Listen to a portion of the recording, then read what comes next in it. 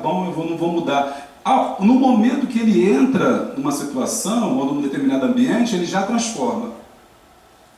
Porque ele é carregado culturalmente das suas práticas, dos seus valores, e mesmo aceitando, seja qual for o valor que lhe foi imposto, já nunca mais será o mesmo do anterior. Essa era a discussão do tráfico negreiro em relação à quantidade de pessoas que vinham para cá. Essa era a discussão da Igreja Católica por causa de muitos negros que entravam na igreja e mudavam a igreja, mudavam a cara e a religiosidade da igreja. É por isso, então, que a gente... Aqui eu trouxe a representação do ancestral, que eu estava falando para vocês, que é o Chibira Ilunga, mas é rapidinho, só para mostrar o que é o tal do ancestral. Esse é o guerreiro, o Chibira Ilunga é o fundador do reino de Angola, ancestral, fundador principal. Mas... E outra característica interessante é que não existe morto nem vivo. Não existe nessa concepção a questão do morto e vivo. E que existe são ser com vida ou ser sem vida. Como eu disse para vocês, o meu cesto é tão importante quanto uma pessoa ou minha rede. Por quê? Existem determinadas práticas que eu posso fazer com uma pessoa ou com um objeto e posso dotá-lo de energia. Quando eu pego um objeto desse, sobretudo madeiras ou pedras ou vidro, e doto de energia, eu chamo de inquise. Uma vez chamando de inquise, ele tem poderes sobrenaturais, poderes mágico-religiosos, para N coisas, principalmente para trazer ventura e desventura. E por que isso é importante? Porque também, da mesma forma, o que é morto? E é isso que eu estou atrás, estou querendo saber. Morto não é biologicamente quando o ar se esvai, ou quando o coração para de bater, ou quando a mente para. O morto é aquele que não tem vida, mas vida não é uma vida biológica, vida é a interação, vida é o agir. Por isso, uma pessoa que está em estágio terminal, deitado numa cama ligada a aparelhos, não estaria vivo na concepção banto, ele estaria vegetando. É complicado a gente poder perceber, mas é assim que eles percebem essa questão de estar morto, essa questão de estar vivo. Da mesma forma, uma pessoa que morreu pode não estar morta. Mesmo que o coração não esteja batendo e mesmo que o seu cérebro não funcione mais. Principalmente se ela não foi sepultada. É o sepultamento que faz com que as pessoas deixem de existir nesse plano e passem a existir no plano sobrenatural. Uma vez que essas pessoas não foram sepultadas, elas então, na verdade, vai acontecer duas coisas com ela. Primeiro, aquele corte na linhagem definitivo, ou seja, é como se a pessoa nunca tivesse existido. Segundo, aquela possibilidade de ventura e desventura nunca mais será reativada. E o terceiro fato é que aquela pessoa que você não sepultou, ele não morreu. Na verdade, ele é um morto-vivo. E eles acreditavam que esses mortos-vivos voltavam para aterrorizar a aldeia. Por isso, em alguns locais, você tem pessoas sendo sepultadas com os joelhos quebrados, com as pernas dobradas. Alguns rituais de sepultamento, você diz ao morto, você não pode mais voltar aqui, você não tem mulher aqui, você não tem nada aqui, não volte mais aqui. Porque eles acreditavam que se alguém pegasse uma unha, um cabelo dessa pessoa, essa pessoa poderia voltar à vida. O que é o cemitério dos Pretos Novos? O cemitério dos Pretos Novos é isso.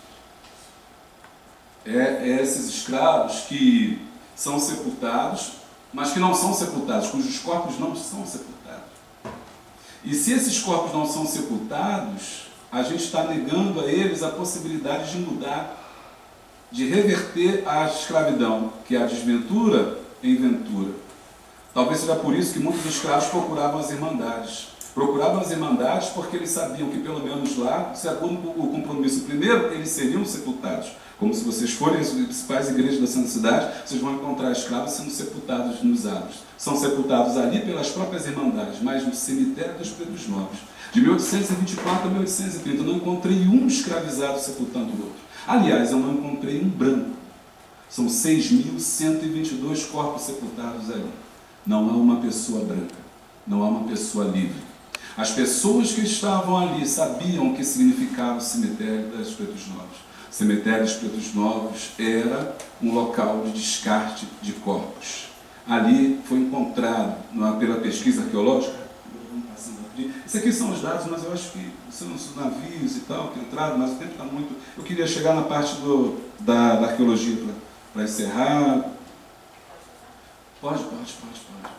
E então, a pesquisa arqueológica, eu estou encerrando, o que ela demonstrou? Né? O que ela está Porque senão o segundo fica... Então, porque o que ela demonstrou, essa pesquisa arqueológica? Em 96, a dona Mercedes fez ali a reforma e encontrou esse cemitério que havia sido esquecido a partir de 1831.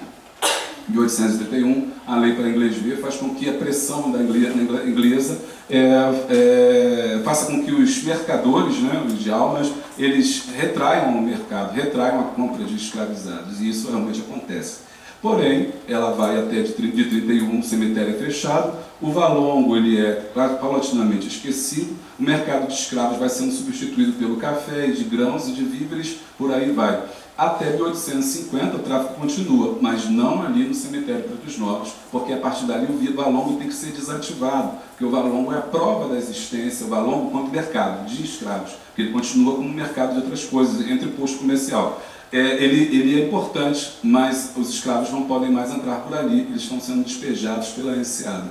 Mas o que a pesquisa arqueológica demonstrou é que no mesmo nível em que se jogava corpos, também tinha lixo. Então você encontra ali lixo urbano, você encontra ossos de animais, você encontra ali louças no mesmo momento. Aquele cemitério era como se fosse hoje, a gente poderia dizer, um grande lixão. Além dos corpos queimados, dos ossos juncados, a pesquisa também tentou fazer mapeamento genético. Nesse mapeamento genético foi um grande problema, porque esses ossos estavam calcinados, o que dificulta a análise. Mas mesmo assim chegaram à conclusão de que a pesquisa histórica já tinha mostrado, realmente essas pessoas que estão sepultadas ali vieram de África.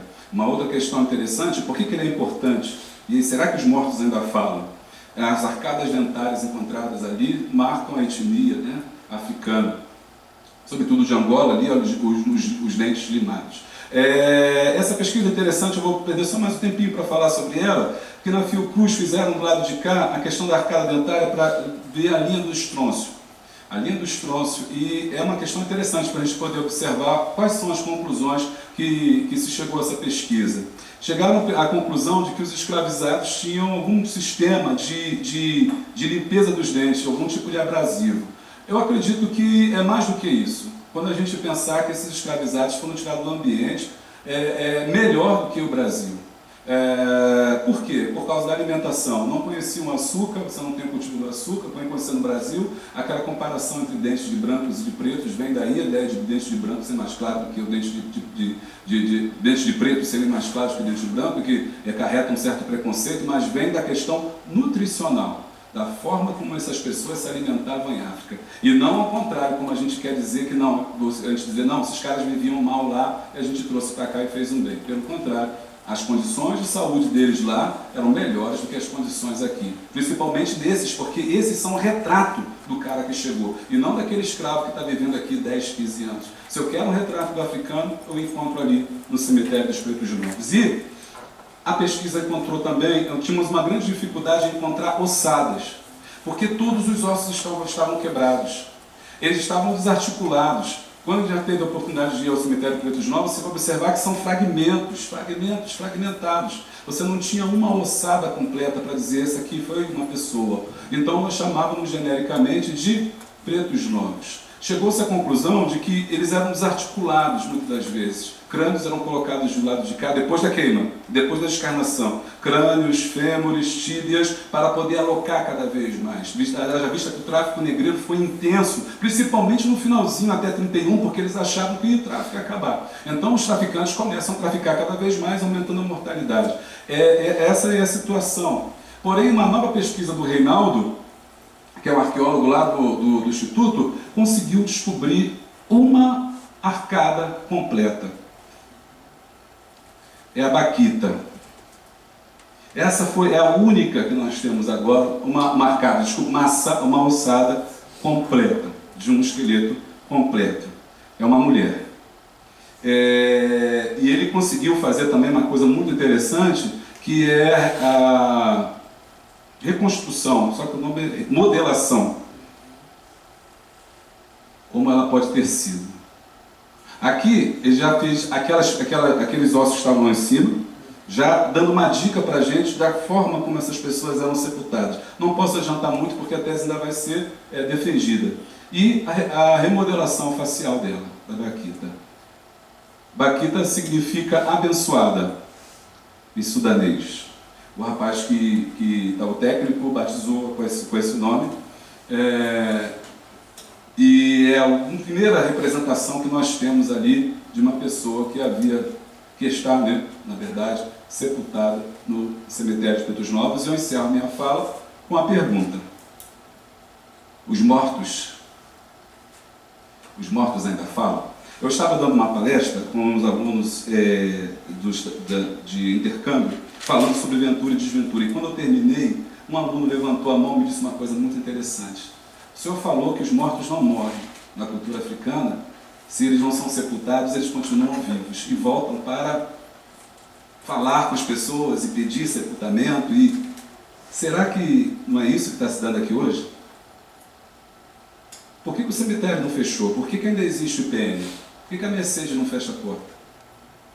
Por que as pessoas ainda visitam sem estrutura, sem condições, sem uma série de coisas, mas as pessoas ainda estão lá?